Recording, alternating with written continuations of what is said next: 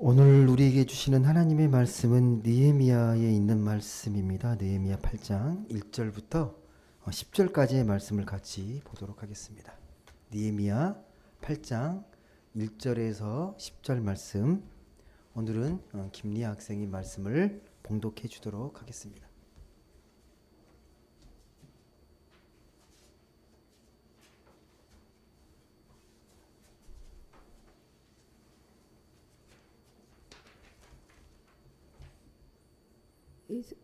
이스라엘 자손이 자기들의 성읍에 거주하였더니 일곱째 달에 이르러 모든 백성이 일제히 스무나 광장에 모여 학사 에스라에게 여호와께서 이스라엘에게 명령하신 모세의 율법책을 가져오기를 청하매 일곱째 달 초하루에 제사장 에스라가 율법책을 가지고 회중 앞 곧 남자나 여자나 알아들을 만한 사람 앞에 이르러 스무나 광장에서 새벽부터 정오까지 남자나 여자나 알아들을 만한 모든 사람 앞에서 읽음에 뭇 백성이 그 율법책에 귀를 기울였는데 그때 학사 에스라가 특별히 지은 나무 강단에 서고 그의 곁 오른쪽에 선자는 마띠랴와 스마와 안나야와 우리야와 힐기야와 마아세야요 그의 왼쪽에 선자는 브다야와 미사엘과 말기야와 하순과 하스바다나와 스가랴와 무슬람이라.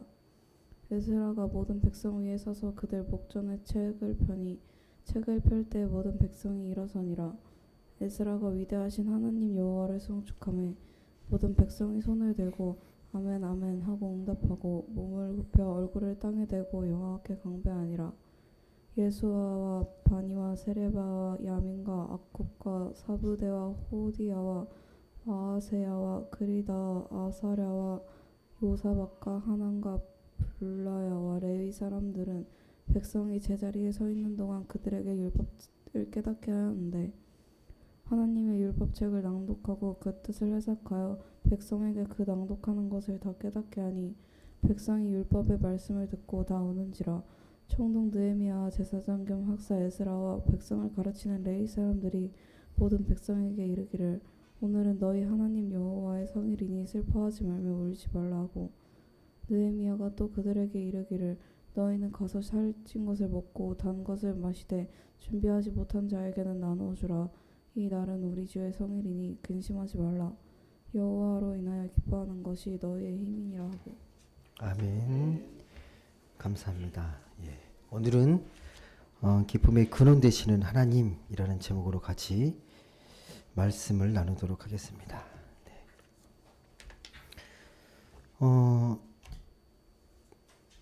여러분은 일주일 중에 어떤 요일이 가장 설레시나요?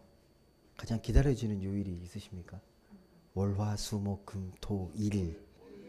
월요일이요? 아, 새 힘으로 시작하는 날입니까? 어떤 날을 가장 기대하십니까? 예. 주일은 어떠세요? 주일은 기다려지는 날이십니까? 예. 가장 기쁨의 날이 되면 좋을 텐데, 그러길 또 바라고, 근데 복음적으로 우리가 하나님이 주신 시간 속에서 월, 화, 수, 목, 금, 토, 일, 나를 차별하는 게, 어떤 날은 좋아하고, 어떤 날은 싫어하는 게, 그게 가장 맞을까라는 생각을 해요. 근데 우리는 인간의 조건적으로 또 월요일 날이 되면 또 어떤 생각이 떠오르니까 그날은 싫어지고 또 어떤 날은 또 뭐가 있으니까 좋아지고 늘 조건 속에서 우리가 살아가잖아요. 근데 하나님은 동일하게 생명을 주시고 새 힘과 또 감격과 기쁨으로 살기 원하실 텐데 나를 차별하는 것은 별로 복음적이지 않나라는 생각을 해보게 됩니다. 그 노래 가사 중에요. 별로 유명하진 않은 것 같은데 사치기 사치기라는 노래가 있습니다. 혹시 아세요? 사치기 사치기? 예? 근데 거기 노래 제목이 뭐냐면 월요일부터 월화수목금토일 매일을 사랑하자라는 노래예요. 월요일은 원래부터 사랑하고 화요일은 화끈하게 사랑하고 수요일은 수도 없이 사랑하고 목요일은 목숨 걸고 사랑하고 그렇게 사랑하자는 거예요. 예. 와, 노래의 가사가 너무 좋다라고 저는 생각을 했거든요. 예. 이게 마음가짐이죠. 매일 아침에 눈을 떴을 때 오늘도 더 많은 사랑을 해야지. 더 많은 기쁨과 감사의 날을 보내야지. 라는 생각을 해보게 됩니다. 우리 믿는 사람들이 그래야 되잖아요. 매일매일을 생명이 있는 사랑의 날로. 예. 채워가면 좋겠습니다. 오늘 이 말씀이요, 느헤미야서에 있는 말씀인데 오늘 읽었던 말씀의 배경을 보면 그렇습니다. 이스라엘 백성들이 이 포로 생활을 끝내고 이제 다시 돌아온 겁니다. 돌아와서 이제 성벽을 재건하고 이제 하나님 앞에서 이제 하나님 백성으로 살아가야 하는데, 그런 가운데서 고민하는 가운데 우리가 무엇을 해야 되지? 라고 하다가 이렇게 수문학 광장에 지금 모여 있는 겁니다. 아시겠지만 이 이스라엘 백성들의 그 역사를 보게 되면 이 남유다, 특히 이제 북이스라엘이 멸망하고 그 다음에 남유다가 바벨론에 의해서 패망하게 되는데, 그때 패망함으로 인해서 나라가 완전히 잿더미가 되고 폐허가 됩니다. 그 패망한 나라의 백성은 이 고대의 근동은 더 비참합니다. 감히 사람이라고 할 수 없을 정도로 힘겨운 삶을 살아야 합니다. 백성들은 모두 패족이 되고 다 불타고 죽고 강탈당하고 성폭행 당하고 정말 감히 사람이 살 수 없는 땅이 되어버립니다. 그리고 나라의 좀 똑똑한 사람들은 다 포로로 바벨론에 다 끌려갑니다. 그렇게 근데 강성했던 그 바벨론도 무너집니다. 신흥 강국이었던 페르시아가 힘이 세지면서 바벨론도 망하게 되고, 그 원래 땅을 이제 페르시아가 패권을 쥐고 다 지배하게 되는데, 이 페르시아는 전에 있던 바벨론하고 다른 정책을 펴요. 식민지 백성들에게 좀 이민심을 얻으려고 포용 정책을 핍니다. 유화 정책이라고 그러죠. 그래서 백성들을 자기 고국으로 돌려보내요. 다 돌려보냅니다. 그래서 이스라엘 백성들도 다시 자기 땅으로, 이 고향으로 귀환하는 겁니다. 한 번에 다 안 되니까 한 번 보냈다가 또 2차, 3차에 걸쳐서 계속해서 백성들이 고국 땅으로 돌아오게 됩니다. 그 중에 우리가 아는 그 유명한 에스라도 있고 그 중에 느헤미야도 있습니다. 에스라는 아시겠지만 당시에 율법학자, 학사라고 되어 있잖아요. 학사. 모세 오경을 깊이 연구했던 학사 에스라. 그리고 또한 이 느헤미야는 그 페르시아 왕의 총애를 받았던 충신이었습니다. 그래서 그 나라를 향한 그 마음을 알고 유대 땅에 총독으로 임명해서 보내는 겁니다. 그러니까 에스라는 그들의 민족의 정신을 일깨우는 그런 민족의 지도자였고, 느헤미야는 나라의 정치와 제도와 이런 것들을 다시 회복시켜야 될 그런 임무를 갖고 고국으로 귀환했던 대표적인 인물입니다. 에스라와 느헤미야가 그렇습니다. 근데 오늘 말씀에 보시게 되면요, 특별한 집회가 나오잖아요. 특별한 이 군중 집회인데, 수문 앞에 광장에, 수문학 광장에 많은 백성들이 모입니다. 왜 모였을까요? 왜 모인 거예요, 지금 이 많은 백성들이? 이유는 안 나오는데 우리가 충분히 추측해 볼 수 있어요. 그들이 귀국해가지고 제일 먼저 한 게 뭐죠? 성벽을 재건했던 거예요. 성벽을 재건하는데 이 성벽을 재건하는 시간이 52일로 기록되어 있습니다. 50일 동안 열심히 성벽을 재건하고, 딱 재건하고 나니까 이제 그들이 어떻게 살아야 될지 고민하기 시작하는 거죠. 이 특별한 게 이 지도자가 모이라고 해서 모인 게 아니라 자발적으로 모였다고 기록되어 있습니다. 자발적으로 모였어요. 이 특별한 일인데 그만큼 영적인 갈급함이 있는 거죠. 영적인 갈급함이. 우리가 어떻게 살아야 되는지, 어떤 정체성을 가지고 앞으로 이 나라를 세워가야 될지 고민하고 있는데, 그래서 그들이 하나님을 믿는 백성으로서 어떻게 살아가야 할지를 고민하면서 영적인 갈급함 속에서 그들이 수문학 광장에 모였다는 겁니다.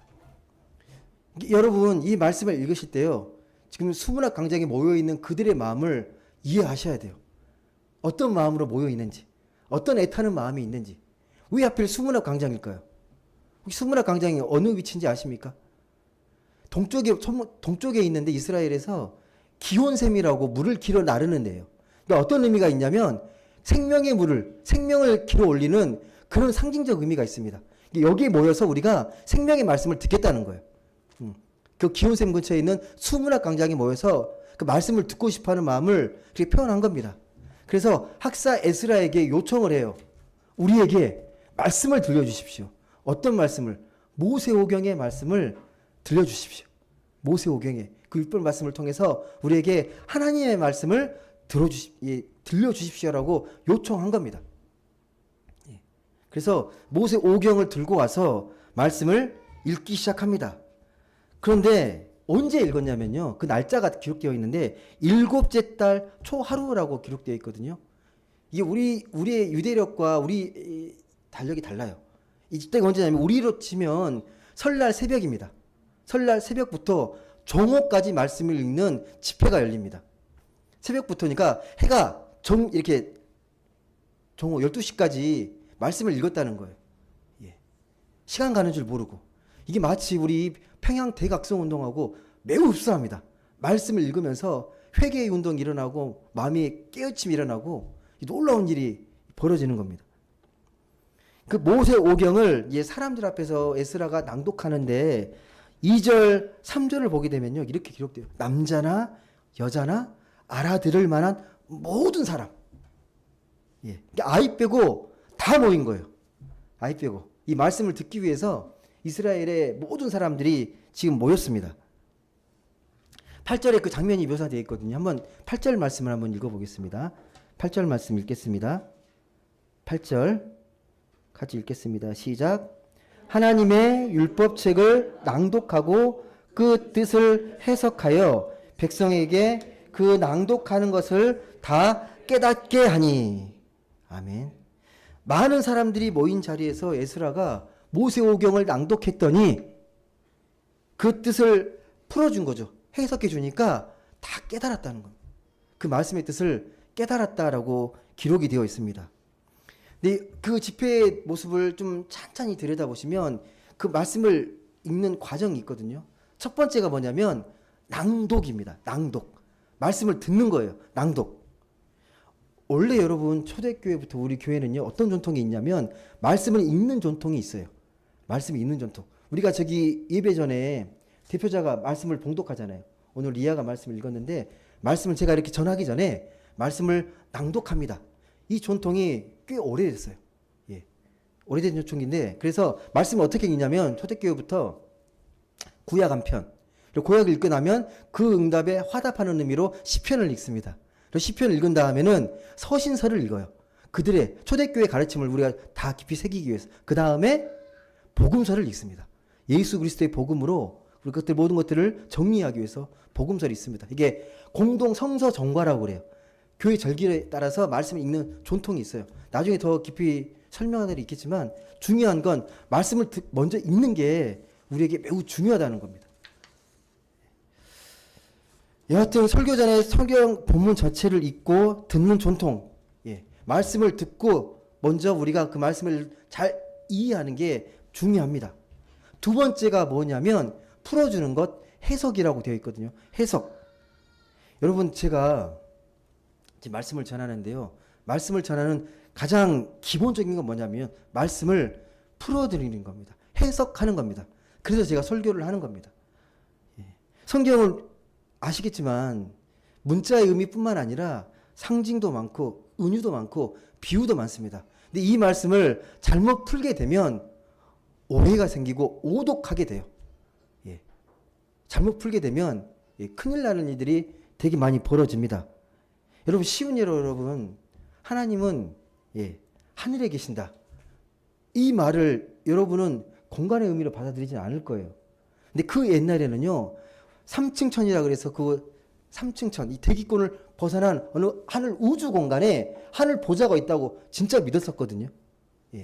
만약에 지금 제가 이렇게 말씀드리면 지금 이 천문학과 첨단 과학이 발달한 이 시대에 비웃고 조롱할 거예요. 그렇게 이해하면. 여러분 그 산상보훈의 말씀을 보시게 되면 예수님이 산상에 올라서 수많은 이 회중들, 백성들을 바라보시면서 말씀을 전하잖아요. 심령이 가난한 자들아 너에게 복이 있다. 애통하는 자들아 너에게 복이 있다. 의에 줄이고 목마른 자들아 너희가 복이 있다. 그 말씀을 잘 보시게 되면 여러분 그 말씀을 문자로 이해하게 되면요. 심령이 가난하지 않으면 여러분 다 복받을 자격이 없는 거예요. 예. 당시에 회중들을 딱 보니까 가난하고 울고 있고 애통해하고 눈은 퀭하고 그런 사람들 앞에서 하나님이 그들을 위로하시는 말씀입니다. 예. 애통해야지 하나님이 위로해 주실 거야. 마음이 가난하지 너희를 더 하는 나라가 너일 것이야 라고 위로해 주시는 말씀이지, 만약에 문자로 받아들이면 여러분 아침에 밥 먹고 오셨죠? 밥 먹고 오면 이번엔 복 받을 자격이 없는 거예요. 말씀 문자로 해석하면 그렇게 돼버립니다. 말씀의 의미를, 그런 의미의 의미를, 정신의 뜻을 잘 캐치해야 됩니다. 그 한 가지만 더 말씀드리면, 사도행전에 그 이제 바울이 이야기하는데, 초대교회 이 고린도 교회에 보게 되면, 예, 그 여인들은 예배 드릴 때 머리에 수건을 쓰라고 하잖아요. 이걸 문자로 받아들이면 지금 여러분 계속 수건을 쓰고 있어야 되거든요. 왜 쓰고 있느냐면 당시에 그 문화적인 독특한 정서를 아셔야 되는데, 함께 예배 드리면서 그 고린도 교회에 말이 많았어요. 문제가 많았습니다. 근데 문제가 많아서 여러 가지 이야기를 하다 보니까 갈등과 분란들이 막 일어나는 거예요.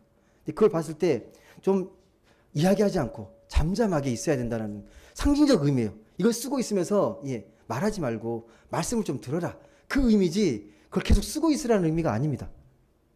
말씀을 그 시대의 정신과 배경 속에서 어떤 자리에서 어떤 의미로 했는지를 잘 캐치를 하셔야 합니다. 세 번째가 여러분 이 깨달음인데요. 백성들이 에스라가 이 모세오경을 이제 읽고 해석해 주니까 이해를 합니다. 말씀을 듣고 깨닫습니다. 여러분이 이해한다는 말씀을 잘 보셔야 되는데, 그 이해는 우리는 머리로 이해하는 걸 자꾸 얘기하는데요. 성경에서 이해는 그런 이해가 아니고 그 말씀에 아멘하고 동의하고 그게 살겠다고 결단하는 게 이해예요. 우리랑 이해가 달라요. 그 이해가 아닙니다. 그래서 마음이 막 전율이 일어나고 떨림이 일어나는 거예요. 그렇게 살아야 되니까. 여러분 그 외국어로 된 책을 이해하려면 외국어를 알아야 그 말씀을 그 책을 이해하잖아요. 우리가 만약에 히브리 성경을 읽다면 히브리를 하나도 모르는데 그 책이 무슨 의미가 있겠습니까? 히브리어를 알아야 그 말씀의 뜻을 풀이할 수 있잖아요. 더 큰 문제는 뭐냐면 풀이한다고 그 말씀을 번역했다고 그 뜻을 아는 게 아니라는 겁니다. 성경에는 말씀드렸지만 은유와 상징, 이런 비유, 이런 해석들이 정말 많습니다. 그러니까 그 말씀의 뜻을 잘 풀이하고 그 말 뜻을 깊이 이해하는 건 단순히 번역한다고 되는 게 아니라는 거예요. 아까도 말씀드렸지만 하나님 나라 그러면 헬라어로 바실레투 데우라고 말하는데, 바실레이라는 나라예요. 데우는 하나님, 투는 이제 전미사로 붙어가지고 하나님의 나라 이렇게 해석하는 건데, 그 하나님의 나라는 통치의 개념입니다. 시간이나 영역의 개념이 아니라 통치인데, 그 문장 자체는 우리가 그 헬라의 뜻을 알면 해석할 수 있는데 그 깊은 의미는 다른 차원이에요. 말씀의 깊은 의미, 그 심층의 차원은 더 깊이 묵상하고 하나님의 뜻을 알아야 풀어낼 수 있습니다. 이런 이해 문제는 말씀만이 아니라 우리 일상에서도 그렇잖아요. 말을 고지것대로 받아들이면 큰일 나잖아요. 부모가 화가 나가지고 얘 이 원수 같은 놈, 그럼 원수가 됩니까? 너 나가 죽고 그러면 진짜 죽으면 되겠습니까? 그런 뜻이 아니잖아요. 어떤 사안에 대해서 우리가 이해가 다르면요 대화가 안 되잖아요. 대화가 똑같은 상황인데 내가 그걸 어떻게 이해하고 있느냐에 따라서 뭔가를 놓고 이해할 때 갈등이 벌어지잖아요. 세상을 이야기하는데 나는 세상을 간단하고 단순하게 이해해서 대화하고 있는데, 어떤 사람은 깊이 이해하면서 복잡하게 이해하면서 대화를 하면 대화가 되겠습니까? 안 되잖아요. 우리가 살아온 많은 삶의 그런 세상의 것들은요 오랜 동안 새롭게 정의되고 새롭게 해석하고 새롭게 확장되면서 만들어진 개념들이에요. 신앙인 우리가 기독교라고 했을 때도요, 지금의 기독교랑 2000년 전 기독교는 완전 다릅니다. 그 이해가 달라요. 그 기반이 다릅니다. 계속 발전하고 다듬어지고 보완되면서 이렇게 온 거예요. 지금의 교회, 옛날의 교회 사람들이 지금의 교회를 보면 다르게 이해를 할 거예요. 이게 교회야? 라고 생각할 수도 있습니다. 오늘 말씀에 그 9절에 보시게 되면 말씀을 들은 백성들의 반응이 나옵니다. 말씀을 듣고 이해하고 깨달으면서 나오는 반응이 9절에 기록되어 있습니다. 9절 한번 읽어보겠습니다. 같이 읽겠습니다. 시작. 백성이 율법의 말씀을 듣고 다 우는지라. 울었다고 기록되어 있습니다. 말씀을 듣고 운 적 있으시죠? 예, 없을 수도 있습니다. 예, 이건 감정의 차원에서 좀 기질적으로도 또 깊이 섬세하게 말씀에 반응하면서 우시는 분이 계시고, 감동은 받지만 울음이 좀 약한 분도 계신데, 일단 반응, 이 생리적인 게 눈물의 의미가 아니라 말씀을 듣고 나타나는 반응은 마음의 어떤 회개의 눈물이 일단 나는 거죠. 말씀을 듣고 말씀이 내 자신을 비추게 되니까 내가 얼마나 이렇게 헛되게 살았는지, 내 삶이 잘못되었는지를 깨닫게 되고 그걸 반성하면서 울게 됩니다. 말씀이 비춰지게 되면요. 내 잘못을 깨닫게 되고 내가 내 한계가 얼마나 분명한지, 내가 왜 이렇게 아둥바둥 내 힘으로 살려고 했는지를 말씀을 통해 깨달으면서 울게 되는 거예요. 두 손 두 발 들고 나온다는 말이 그런 말이잖아요. 하나님 앞에서 내 자신의 잘못과 한계를 분명하게 인정하는 거예요. 말씀을 듣고. 지금 에스라가요, 모세오경에 어떤 부분을 읽었는지는 안 나오는데 새벽부터 종호까지 읽었으면 최소한 창세기 말씀은 다 읽었을 거라고 생각이 됩니다. 50장인데 그 말씀은 충분히 읽었을 겁니다. 만약에 창세기 말씀을 읽었으면 그 창세기 말씀을 통해서 하나님이 이 세상을 어떻게 창조하셨는지, 그리고 아담과 하와가 에덴 동산에 어떻게 해서 쫓겨나게 됐는지 그걸 알게 됐을 겁니다. 그리고 말씀을 읽으면서 하나님이 우리를 얼마나 사랑하셨고 어떻게 인도하셨고, 그런데도 여전히 하나님 앞에 불만과 만족하지 못했던 모습들, 그리고 하나님이 약속하신 땅에 들어갔는데, 가나안 땅에 들어갔는데 하나님을 저버리고 그들의 우상과 그들의 문명에 빠져가지고 하나님 없이 살았던 그들의 모습을 그대로 비춰보게 됐을 겁니다. 그리고 결국은 포로로 끌려갈 수밖에 없는 그런 비참한 시세, 그런 운명이 될 수밖에 없는 것에 대해서 깊이 깨달았을 겁니다. 그동안 얼마나 헛된 것에 심취하며 살았는지를 말씀을 통해서, 그들의 역사를 통해서 알게 되는 겁니다. 이렇게 말씀 앞에서 신앙의 본질을 깨닫게 되면요, 울게 됩니다. 내 지금까지 살아왔던 삶이 얼마나 헛된 삶이고 잘못된 삶인지 그걸 알게 되니까, 깨닫게 되니까 그 반응이 울음으로 나오는 겁니다. 울게 되는 겁니다. 여러분, 예수님이 말씀하신 비유 중에 탕자 이야기가 있잖아요. 누구나 다 아는 이야기입니다. 이 탕자 이야기는 비유입니다. 비유의 말씀인데 그 내용을 아시겠지만, 아버지가 있는데 둘째 아들 탕자가 아버지가 살아계심에도 불구하고 유산을 미리 받아서 멀리 떠나잖아요. 이건 있을 수 없는 일입니다. 죽을 때 주는 게 유산이기 때문에 이건 배은망덕한 일이고, 그때는 정말 천륜을 저버리는 일입니다. 그리고 멀리 떠났으면 잘 살면 되는데 결국은 재산 다 탕진하고 비참하게 살다가 돼지가 먹는 지엄나무 열매 먹다가 도저히 이대로는 안 되겠다 싶어가지고 집으로 돌아갈 생각을 하잖아요. 근데 돌아갈 생각을 하는데 쉽지가 않죠. 이미 아버지랑 결별했고, 돌아가게 되면 또 형의 눈치도 봐야 되고, 또 자존심도 허락하지 않고 밤새도록 고민했을 겁니다. 그러다가 결론 내린 게 뭐예요? 아버지로 돌아가지 말고 품꾼으로 돌아가자.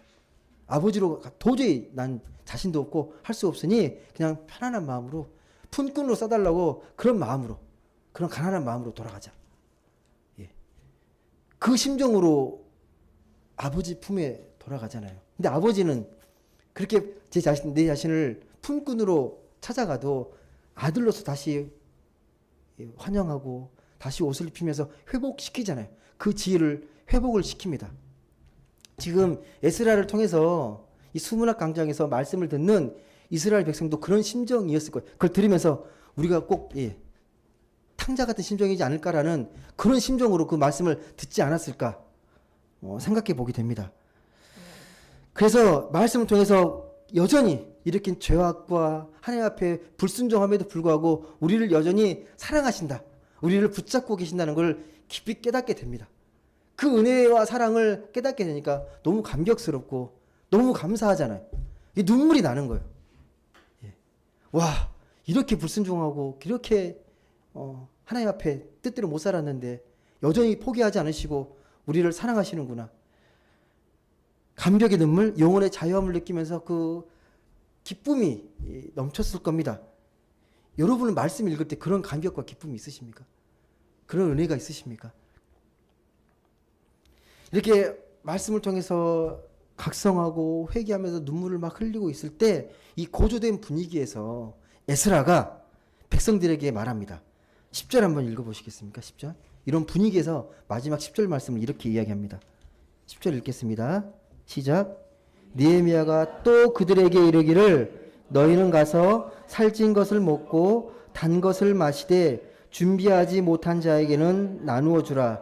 이날은 우리 주의 성일이니 근심하지 말라. 여호와로 인하여 기뻐하는 것이 너희의 힘이니라. 아멘. 느헤미야가 계속 울고 있는 이 백성들을 향해서 이렇게 권면하는 겁니다. 이제 그만 울어라. 그만 울어라. 오늘은 여호와의 성일이다. 주일이니까 기뻐하라. 기뻐하는 것이 너의 진짜 힘이다라고 권면하고 있습니다. 계속 회개하고 울게 내버려 둘 수 없는 게 오늘은 주의 날이고 주의 날은 기쁨의 날이기 때문에 특히 이날은 주의 성일이니까 그 날을 정말 기뻐해야 한다고 이야기합니다. 제가 말씀드렸지만 앞에 오늘은 일곱째 달 초하루 설날이에요. 새해를 시작하는 날입니다. 특별한 절기이니까 더 기뻐하고 하나님 앞에 축제를 열어야 될 자리예요. 준비하지 못한 사람들과 나눠 먹으라는 말도 나옵니다. 모두가 함께 기뻐하라는 의미입니다. 여러분, 이게 무슨 말이냐면 여러분, 그 과정을 잘 보셔야 됩니다. 그 함께 모여서 말씀을 듣고 회개하고 영혼의 어떤 진정한 참여와 눈물을 흘리면서 영혼이 정화됐을 때, 그 영혼이 정화됐을 때에 영혼의 떨림을 경험했을 때, 그때 비로소 축제가 시작이 됩니다. 그냥 막 있다고 막 기뻐지는 게 아니고요.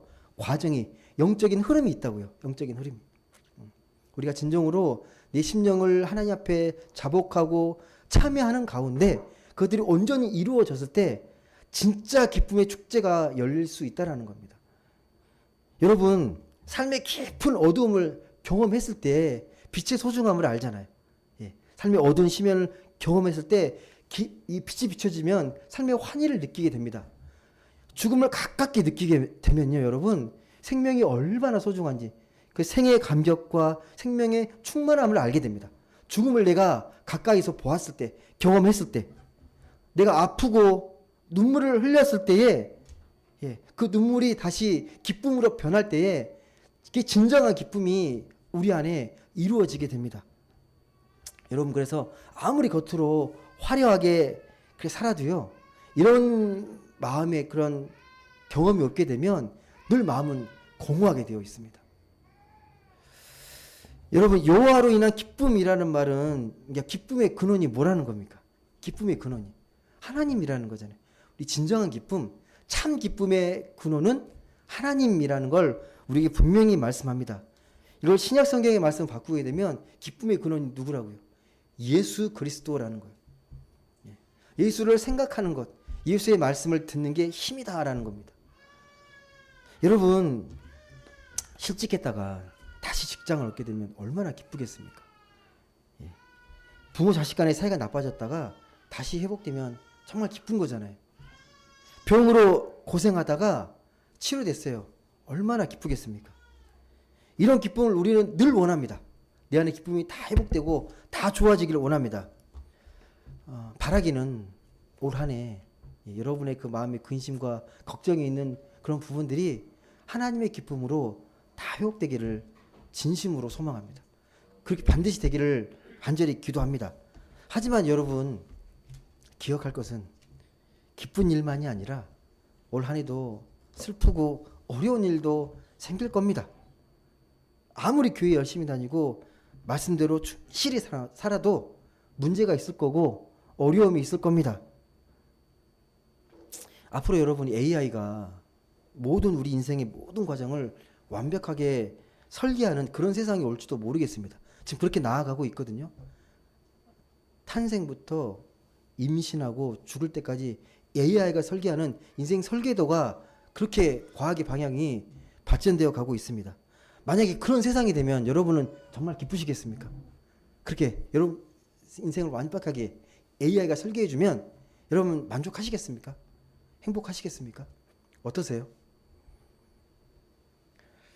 근데 죄송한데 이런 세상은 실제로 불가능하고요. 논리적으로도 불가능합니다. 그런 세상은 오기 어렵습니다. 우리 인생이라는 게 다시 말씀드리지만 기쁨만 있는 게 아니고요. 희로애락이 함께 있습니다. 예. 반복되기 때문에 만약에 우리가 기쁨만 쫓아가게 되면요. 반드시 실망하게 됩니다. 예. 또 기쁨의 조건들을 세상이 말하는 것처럼 물질이 더 채워지고 내가 명예가 높아지고 뭔가 성취에만 자꾸 우리가 마음이 꽂혀 있게 되면 반드시 실망할 수밖에 없습니다. 그러면 여러분 우리가 하나님 잘 믿어도 여전히 힘든 일을 겪을 수밖에 없고 교회 다녀도 어려움이 있다면 그런 삶의 상황에서 하나님으로 인한 기쁨? 이 기쁨이 도대체 뭘까요? 작년에 우리가 살았던 그 기쁨과 똑같은 상황 속에서 올 한 해 우리가 누려야 될 그 하나님의 기쁨이 어떤 차이가 있겠습니까? 예. 상황이 하나도 변하지 않지만 내게 주신 이 생명의 하루를 더 기쁘고 즐겁게 살아갈 수 있다는 게 도대체 뭘까요, 그게? 여러분 꼭 두 가지를 생각하셔야 됩니다. 우리 믿는 사람들은요, 세상이 말하는 기쁨의 차원을 추구하는 사람이 아닙니다. 세상이 말하는 기쁨에 우리가 매몰되는 사람이 아닙니다. 다른 삶의 기쁨을 추구하는 그러한 존재입니다. 그래서 여러분 우리의 삶은요 되게 의외로 간단한 데서 시작이 됩니다. 가장 단순하고 가장 기본적인 것에서 우리 삶의 기쁨이 시작이 됩니다. 여러분이 숨쉬고 먹고 마시고 일하고 이런 것들이 당연한 게 아니라 그 삶의 가치를 당연하게 여기지 않고 귀하게 여기는 것, 예. 생명처럼 여기는 것, 예. 거기서 우리의 기쁨이 시작이 됩니다. 쉬울 것 같은데 안 쉬워요. 예. 제가 말하면 되게 쉽잖아요. 근데 막상 여러분이 내가 숨쉬고 내가 먹고 마시고 누군가를 만나고 또 가정을 살아가고 이 모든 것들이 정말 기쁨으로 늘 감격스럽게 하는 게 쉽지가 않다고요. 쉬운 일이 아닙니다. 근데 다시 말씀드리지만 거기에서 남들이 쉽게 생각하는 것, 남들이 당연하게 생각하는 것을 우리가 기쁨으로, 감격으로, 감사함으로 우리가 그걸 느낄 수 있는 것, 영적으로 우리가 그것들을 감격할 수 있다 그러면 진정한 기쁨이 시작이 된 겁니다. 여러분 너무 우리 몸이 너무 아파가지고 집에 누워만 있고 잔뜩 아파가지고 아무것도 먹지 못할 때 여러분 마음은 어떠세요? 그때 소원이 뭡니까 여러분? 그때 소원이 이 병만 나으면 좋겠다. 아무것도 못 먹을 때 빨리 낫고 음식 먹고 회복했으면 좋겠다. 다른 건 안 떠오르잖아요. 우리 마음이 먹고 그냥 평범하게 걷는 게 얼마나 기쁜 일이고 얼마나 황홀한 것인지는 그런 상황을 겪어봐야 아는 거잖아요. 예. 제가 예전에 그 다큐멘터리 인간과 사람인가? 거기 인간 휴먼 스토리가 막 나오는 1부, 2부, 3부, 4부 막 연결돼서 나오는 스토리가 있는데 거기에 인간의 특별한 스토리들이 많이 나오는데 거기에 어떤 시력을 잃은 그 아이 엄마가 나왔었어요. 예. 그러니까 남편이 이 아이 엄마의 눈이 되어줘야 되는데 이 남편이 정말 아내를 사랑하긴 하는데 실수를 많이 하고요. 좀만 당황하면 막 이렇게 막 더 복잡해지고. 예. 예를 들면 젖병을 씻어야 되는데 젖병을 막 씻은 걸 또 씻고 있고 막 이런 거 있잖아요. 예. 그리고 물을 데워야 되는데 막 얼음을 붓고 있고 막 이런 일이. 그 시력을 엄마가 분명히 그 마음을 하는데 너무 밉고 속상한 거예요. 그 엄마가 이렇게 고백하더라고요. 내가 눈만 뜨면 너무 쉬운 일인데, 눈만 뜬다 그러면 너무나 가벼운 일인데, 그걸 못하는 게 이게 제 자신 한탄하는 거예요. 한탄하는 거예요. 예. 근데 눈이 얼마나 소중한지, 눈이 얼마나 귀한 것인지, 그러면서 주변에 있는 사람들의 그 눈이 되어준다는 게 얼마나 고마운지를 막 고백하더라고요. 우리는 당연하잖아요. 눈에 보이고 걷고. 그 모든 것들이 결코 당연한 게 아닌데 그것들을 너무 귀하게 평생 소원처럼 바라는 사람도 있는데 우리는 그걸 너무 가볍게 여긴다는 거죠. 왜냐하면 우리는 우리 일상이 너무 당연하고 때로는 이런 당연한 일상이 너무 지루해서 자극적인 걸 원하잖아요. 뭔가 좀 예. 그래서 거기서 기쁨을 누리고 싶어 합니다. 뭔가 좀 특별한 것? 자극적인 것? 여러분 두제가 뭐냐면요. 우리 믿는 사람들의 기쁨은 믿지 않은 사람들의 그 기쁨과는 차원이 다릅니다. 예. 우리는 예수를 믿는 사람이기 때문에 예수를 통해서 우리는 죄와 사망에서 해방된 영혼의 해방된 기쁨이 있는 사람들입니다. 예. 예수 믿고 우리는 내 노력으로 내 삶을 완성할 수 없다는 걸 깨달았잖아요. 내가 아무리 애쓰고 노력해도 결코 내 삶을 내가 완벽하게 만들 수 없다라고 다 고백하는 사람들이잖아요. 세상은 그런데 반대로 이야기합니다. 여러분, 내가 정말 기쁘고 행복하려면 더 나은 삶을 살기 위해서 더 많은 것들을 소유해야 되고 더 높은 지위에 올라가야 되고 이런 것들을 더 갖춰야 되고 늘 그런 압박이 있잖아요. 미래에 대한 지금보다 내년에는 더 좋아해져야 되고 남들보다는 더 잘 살아야 되고 그런 압박과 미래에 대한 부담감 그 스트레스가 늘 있잖아요. 이런 압박과 두려움이 클수록 우리는 진짜 기쁨에서 자꾸만 멀어지게 됩니다. 사실 우리는 옛날과 비교할 수 없을 정도로 잘 살고 있음에도 불구하고 우리는 여전히 불만스럽잖아요. 가진 게 없는 것 같고 더 많이 누렸으면 좋겠고 더 풍성했으면 좋겠고 여전히 불안과 우울증에 그 어느 시대보다 현대인들은 시달립니다. 미래에 대한 극도의 불안감에 시달리고 우울증이 정말 대단합니다. 옆에서 누가 툭 건들기만 해도 분노가 막 폭발해요. 툭 건들면. 세상이 요구하는 경쟁과 비교, 미래에 대한 막연한 두려움과 그 불안이 우리 삶을 지배하기 때문에 그렇습니다. 여러분도 거기서 자유롭지는 못해요. 그 강도의 차이지. 만약 예수를 믿어도 여러분 이게 내 안에 너무 크다면 이런 세상에 대한 압박과 두려움과 미래에 대한 걱정과 염려가 너무 크다면 곰곰이 생각해 보셔야 합니다. 내가 정말 예수를 제대로 믿고 있는 게 맞나? 분명히 예수가 내 삶의 주인이라고 고백했고 주님께서 내 생명을 완성하겠다고 해주시겠다고 약속해 주셨는데 내가 그 약속을 정말 잘 믿고 있는 거 맞아? 라고 한번 반문해 보셔야 합니다. 말씀을 통해서 내가 정말 말씀을 통해서 그 말씀에 대한 영향력을 더 깨닫고 그 말씀 안에서 지배를 받고 있나? 고민해 보셔야 합니다. 믿는다고 말을 하는데 그 믿음의 실체와 뿌리가 너무 약한 거 아니야? 그 토대가 너무 빈약한 건 아닌지 곰곰이 진지하게 생각해 보셔야 합니다. 여러분이 정말 평소에 정말 힘들고 어려울 때 하나님을 예수 그리스도를 얼마나 깊이 생각하십니까? 내 힘든 어려운 상황 속에서 예수님이 나의 삶을 주관하시고 내 삶을 평안으로 이끄는데 주님이 얼마나 여러분에게 그 마음속에 여러분의 심령을 지배하고 계십니까? 곰곰이 생각해 보셔야 합니다. 가끔 그런 생각을 하거든요. 저도 마음이 흔들릴 때가 있잖아요. 마음이 자꾸 흔들리는 게 내 믿음이 약해져서 그런 건가? 왜 자꾸 내 마음이 이렇게 불안하지? 라는 것들? 그때 기도하고 말씀 통해서 깨닫게 되는 게 뭐냐면 여전히 내 믿음이라는 게 그 찻잔 속에 파도 같구나. 툭 건들면 계속 흔들리는 거구나. 분명히 예수님 바다같이 넓은 마음으로 우리를 그걸 보고 배우면서 살아가야 되는데 바다가 그렇잖아요. 물 한 모금 이렇게 좀 꾸정물 들어왔다고 바다가 변하지 않잖아요. 여전히 똑같고 또 다른 게 들어오더라도 바다라는 더 큰 품으로 포용해 버리잖아요.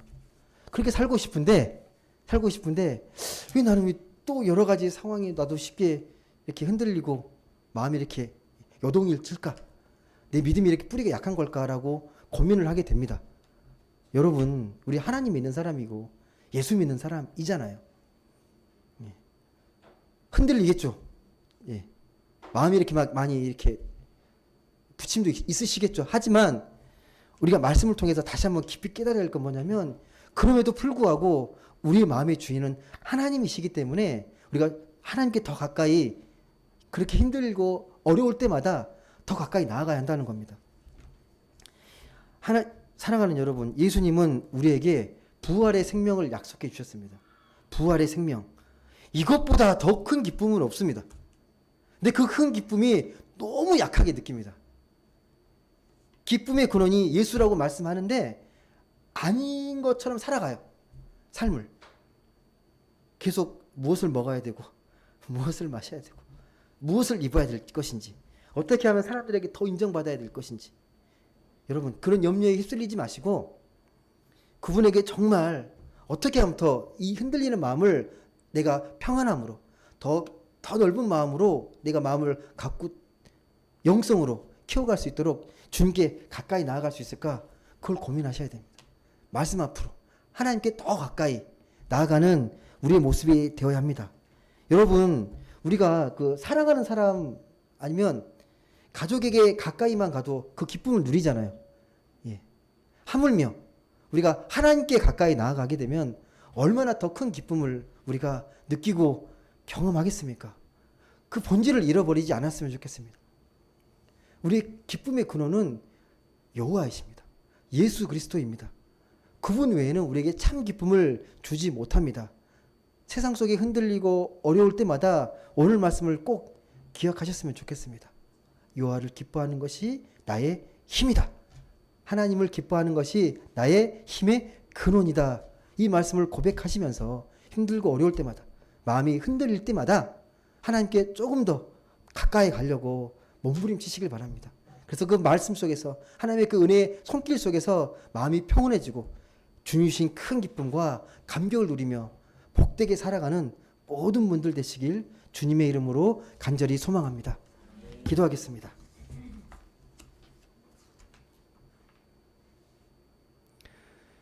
사랑과 은혜의 하나님, 오늘 말씀을 통해서 우리가 진정 기뻐해야 할 그 근원의 힘이 무엇인지를 다시 한번 생각합니다.